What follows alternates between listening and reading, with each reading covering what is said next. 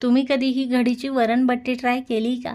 नसेल केली तर आजच करा. मला खात्री आहे ही डिश तुमची फेवरेट झाल्याशिवाय राहणारच नाही. आणि जे लोक म्हणतात ना आमच्याकडे वरणबट्टी करतच नाही किंवा मला वरणबट्टी आवडतच नाही, ते देखील बोटं चाटून पुसून खातील, इतकी टेस्टी होते ही. आणि लहान मुलं देखील या बट्ट्या खूपच आवडीने खातात बरं, कारण लहान मुलांसाठी देखील ह्या बट्ट्या मी एकदा बनवल्या होत्या आणि सगळ्यांना खूप आवडल्या. तसेच या घडीच्या बट्टीसोबत हे आंबट गोड वरण इतकं टेस्टी लागतं ना की तुम्ही पुन्हा पुन्हा बनवाल.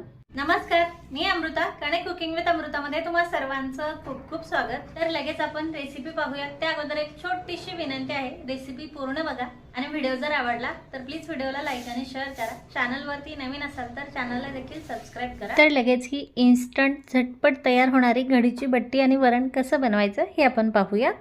आता रेग्युलर बट्टी म्हटलं की बट्टीसाठी स्पेशल दळून आणावं लागतं, पण ही आपण इन्स्टंट बट्टी बनवतोय, त्यामुळे ही आपण रवा आणि गव्हाच्या पिठापासून बनवणार आहे. तर आता 1.5 कप रवा घ्यायचा आहे आपल्याला. रवा मीडियम साईजचा घेतलेला आहे मी. बारीक असेल तर चालेल, पण जास्त जाड रवा घ्यायचा नाहीये. 1.5 कप रव्यासाठी आपल्याला 3 कप गव्हाचं पीठ घ्यायचं आहे. सुरुवातीचा 1 कप आणि हे 2 कप, टोटल 3 कप गव्हाचं पीठ यात मी घातलेलं आहे. आता रवा आणि गव्हाचं पीठ एकदा व्यवस्थित मिक्स करायचं आहे.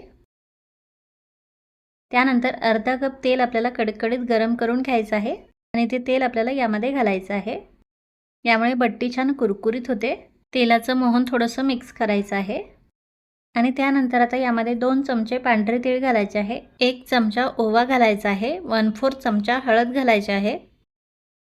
चिमूटभर खायचा सोडा घालायचा आहे. त्यानंतर 1 टेबलस्पून मीठ घालायचं आहे. मिठाचं प्रमाण तुम्ही थोडंफार कमी जास्त करू शकता. आणि हे सगळं साहित्य या पिठामध्ये व्यवस्थित मिक्स करायचं आहे. तोवर आपलं तेलाचं मोहन देखील थोडंसं थंड होतं, तेव्हा हाताने हे मोहन आपल्याला सगळ्या पिठाला व्यवस्थित चोळून घ्यायचं आहे. अशा प्रकारे व्हिडिओत तुम्ही पाहू शकाल.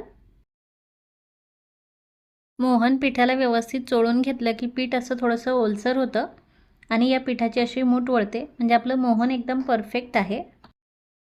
तेव्हा आता पाणी घालून हे पीठ आपल्याला मळून घ्यायचं आहे. पोळीसाठी आपण जशी कणिक भिजवतो ना, तशाच प्रकारे ही कणिक आपल्याला भिजवायची आहे, कारण याच्या देखील आपल्याला पोळ्या लाटायच्या आहे आणि मग घडीची बट्टी बनवायची आहे. तसेच पीठ आपल्याला जास्त घट्टही मळायचं नाही बरं, कारण आपण यात तीळ घातलेलं आहे आणि पीठ जर जास्त घट्ट असेल तर मग ते तीळ तेलामध्ये सुटतात. हे पीठ मळण्यासाठी मी टोटल 1.5 कप पाणी घेतलेलं होतं, तर त्यातलं फक्त थोडंसं पाणी उरलेलं आहे. तुम्हाला थोडंफार कमी जास्त पाणी लागू शकतं. आणि आता पिठाचा गोळा मळून झाला की त्याला थोडंसं पाणी लावून मी सॉफ्ट करून घेतलेलं आहे. कन्सिस्टन्सी तुम्ही पाहू शकाल. आता यावरती झाकण ठेवून हे पीठ आपल्याला 10 ते 15 मिनिट रेस्टसाठी ठेवायचं आहे, कारण आपण यात रवा घातलेला आहे, तर रवा देखील व्यवस्थित फुलला पाहिजे यासाठी. आता पीठ रेस्ट होतंय तोवर आपण वरण कसं बनवायचं हे पाहूयात. तर याच कपाने मी अर्धा कप डाळ शिजवून घेतलेली आहे. डाळ घट्ट आहे, त्यामुळे यात गरम पाणी घालून पातळ करून घेते मी. वरण आपल्याला मीडियम कन्सिस्टन्सीमध्ये बनवायचं आहे, त्यामुळे त्या अंदाजानुसार यात पाणी घालायचं आहे. आता वरण बनवण्यासाठी आपल्याला एक मध्यम आकाराचा टोमॅटो कट करून घ्यायचा आहे. थोडीशी कोथिंबीर घ्यायची आहे. एक मोठ्या आकाराचा कांदा कट करून घ्यायचा आहे. 3 लाल मिरच्या घेतलेल्या आहे. 3 हिरव्या मिरच्या कट करून घेतल्या आणि 15 ते 20 कढीपत्त्याची पानं घेतलेली आहे. तसेच लसूण आणि खोबऱ्याची जाडसर पेस्ट करून घेतलेली आहे. 2 चमचे पेस्ट असेल ही. आता लगेच वरण फोडणीला टाकायचं आहे. त्यासाठी कढई गॅसवरती ठेवली मी. यामध्ये 2 पळ्या तेल घालते. तेल गरम झालं की मसाल्यातल्या डब्यातल्या छोट्या चमच्याने पाऊण चमचा मोहरी घालायची आहे. पाऊण चमचा जिरं घालायचं आहे. जिरं मोहरी व्यवस्थित तडतडली की लगेच लसूण आणि खोबऱ्याची पेस्ट घालायची आहे. ही पेस्ट आता तेलामध्ये परतवून घ्यायची आहे आणि याला हलकासा सोनेरी कलर आला की लगेच कांदा घालायचा आहे. हिरवी मिरची आणि कढीपत्ता देखील घालायचा आहे.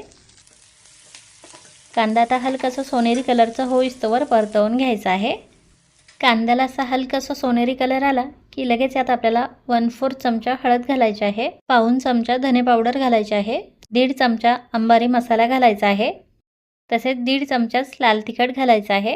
हे सुके मसाले आता तेलामध्ये परतवून घ्यायचे आहे. सुके मसाले परतले की लगेच टोमॅटो घालायचा आहे. टोमॅटो देखील या मसाल्यामध्ये व्यवस्थित परतवून घ्यायचा आहे. टोमॅटो लवकर परतला जावा यासाठी यामध्ये मीठ घालायचं आहे आणि व्यवस्थित मिक्स करायचं आहे. आता मसाले खाली लागू नये यासाठी थोडंसं पाणी घालायचं आहे आणि मसाले व्यवस्थित मिक्स करून घ्यायचे आहे. आणि हे मसाले आता तेल सोडेपर्यंत व्यवस्थित परतवून घ्यायचे आहे. टोमॅटो असा बारीक झाला आहे आणि मसाल्याने तेल सोडलेलं आहे. तेव्हा आता शिजवलेली तुरीची डाळ यात घालायची आहे. ही डाळ आता व्यवस्थित मिक्स करून घ्यायची आहे. आणि वरण कितपत घट्ट पातळ हवं आहे त्यानुसार यात गरम पाणी घालायचं आहे. मीडियम कन्सिस्टन्सीमध्ये वरण असलं की खूप छान लागतं या बट्ट्यांसोबत. त्यामुळे तसा अंदाज घेत आपल्याला पाणी घालायचं आहे. त्यानंतर 1 चमचा कसुरी मेथी घालायची आहे, नसेल तर स्किप देखील करू शकता. थोडंसं आमसूल घालायचं आहे, बारीक चिरलेली कोथिंबीर घालायची आहे आणि गूळ घालायचा आहे 1 चमचा. वरण तुम्हाला कितपत आंबट गोड पाहिजे त्यानुसार गूळ आणि आमसूलचं प्रमाण तुम्ही थोडंफार कमी जास्त करू शकता. आमसूल नसेल तर चिंचही घालू शकता. आता या वरणाला अशी उकळी आली की गॅसची फ्लेम एकदम कमी करायची आहे आणि कमी आचेवरती 5 ते 6 मिनिट हे आपल्याला छान उकळवून घ्यायचं आहे. म्हणजे हे वरण खूप छान चवदार बनतं. आणि वरण असं व्यवस्थित उकळलं की लगेच गॅस बंद करायचा आहे. आता यावरती आपल्याला तडका घालायचा आहे. त्यासाठी तडका पॅन गरम करायला ठेवला मी. यामध्ये 1 ते 1.5 टेबलस्पून तेल घालायचं आहे. 9 ते 10 लसणाच्या पाकळ्या बारीक कट करून घालायच्या आहे.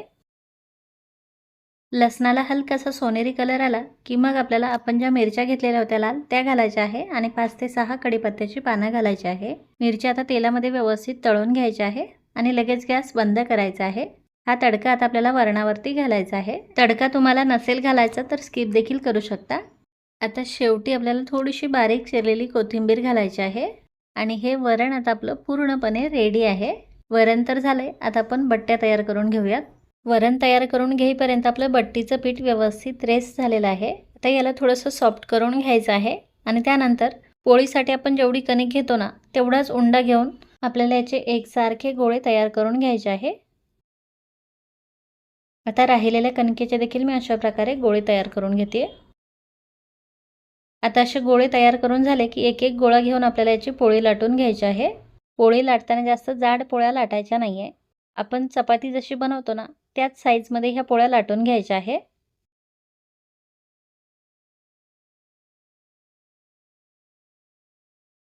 थिकनेस तुम्ही पाहू शकाल.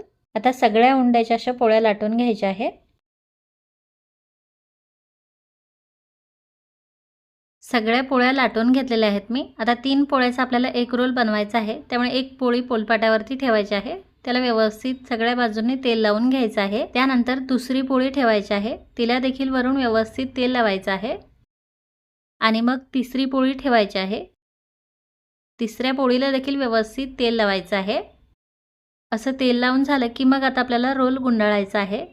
काहीच नाही, आपण चपातीचा रोल जसा करतो ना तशाच प्रकारे आपल्याला घट्ट रोल तयार करून घ्यायचा आहे. रोलच्या दोन्हीही साईड आपल्याला आतल्या बाजूने अशा दाबून घ्यायच्या आहे, म्हणजे हा रोल कट करायला आपल्याला सोपं जातं.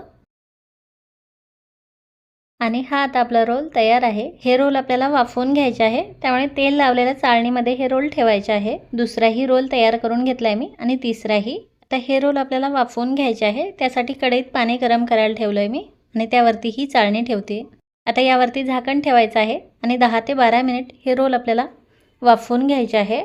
10 ते 12 मिनिटानंतर आता आपण चेक करूयात रोल व्यवस्थित वाफवले की नाही. तर आता तुम्ही पाहू शकाल यामध्ये चाकू टाकल्याच्या नंतर चाकू क्लीन येतोय, म्हणजे आपले रोल व्यवस्थित शिजलेले आहे. तेव्हा लगेच गॅस बंद करायचा आहे आणि हे रोल खाली उतरवून घेऊन थंड करून घ्यायचे आहे. रोल थंड झाले की आपल्याला बट्ट्या कट करून घ्यायच्या आहे. बट्ट्या कट करताना जास्त पातळही कट करायच्या नाही आणि जास्त जाडही कट करायच्या नाही. मीडियम साईजच्या बट्ट्या आपल्याला कट करायच्या आहे. साईज तुम्ही पाहू शकाल आणि आतली लेअर देखील पाहू शकाल किती सुरेख आलेले आहेत. तर आता आपल्याला जेवढ्या पाहिजे तेवढ्या बट्ट्या कट करायच्या आहे. तसेच तुम्ही हे रोल फ्रीजमध्ये 2 ते 3 दिवस स्टोअर करू शकता बरं, आणि पाहिजे तेव्हा बट्ट्या कट करून तळून खाऊ शकता. आता ह्या बट्ट्या तळायच्या कशा हे मी तुम्हाला दाखवते. बट्ट्या तळण्यासाठी तेल आपल्याला एकदम कडकडीत गरम करून घ्यायचं आहे आणि मग बट्ट्या तेलामध्ये सोडायच्या आहे. आता मीडियम फ्लेमवरती ह्या बट्ट्या आपल्याला तळून घ्यायच्या आहे. एक साईड तळल्या की मग याची साईड चेंज करायची आहे. आणि आता ह्या साईडने देखील बट्टे आपल्याला थोडा वेळ तळू द्यायचे आहे आणि मग आलटवून पालटवून दोन्ही साईडने बट्टे आपल्याला तळून घ्यायचे आहे. जसजशा ह्या बट्ट्या आतून तळल्या जातात ना तसतशा याच्या लेअर खुलत जातात. व्हिडिओत तुम्ही पाहू शकाल किती छान लेअर्स आलेले आहे आपल्या बट्ट्याला. आता ह्या व्यवस्थित तळलेल्या आहे, कारण याचा रंगही तुम्ही पाहू शकाल चेंज झालेला आहे. अशा डार्क सोनेरी कलरच्या झाल्या की बट्ट्या आपल्याला काढून घ्यायच्या आहे. यातलं सर्व तेल निथळवून घ्यायचं आहे. लगेच कोरड्या होतात या, अजिबात तेलकट होत नाही. आणि आता सेकंड बॅच देखील मी पहिल्यासारखीच तळून घेतलेले आहे. तसेच आता राहिलेल्या बट्ट्या देखील आपल्याला अशाच प्रकारे तळून घ्यायच्या आहे. काही बट्ट्या मी तळून घेतलेल्या आहे आणि याला रंग किती सुरेख आलाय तुम्ही पाहू शकाल, लेयर्स देखील पाहू शकाल. एकदम जबरदस्त आलेलं आहे. आणि आपलं वरण तर तुम्ही पाहू शकाल, एकदम टेस्टी तयार झालेलं आहे. बरं, खरंच तुम्ही एकदा या पद्धतीने बनवाल ना, मला खात्री आहे तुम्हालाही खूपच आवडेल. बट्ट्या किती छान खुसखुशीत झाल्या आहे हे मी तुम्हाला 1-2 बट्ट्या तोडून दाखवते. हाताने दाबलं की लगेच याचा असा चुरा होतोय. आणि अशा बट्ट्या असेल ना तरच वरणबट्टी खायला मजा येते, कारण सगळ्या बाजूने एकदम परफेक्ट झालेलं आहे. एकदम खुसखुशीत, आतून व्यवस्थित तळलेल्या, वरून लेयर्स देखील आणि एकदम खमंग.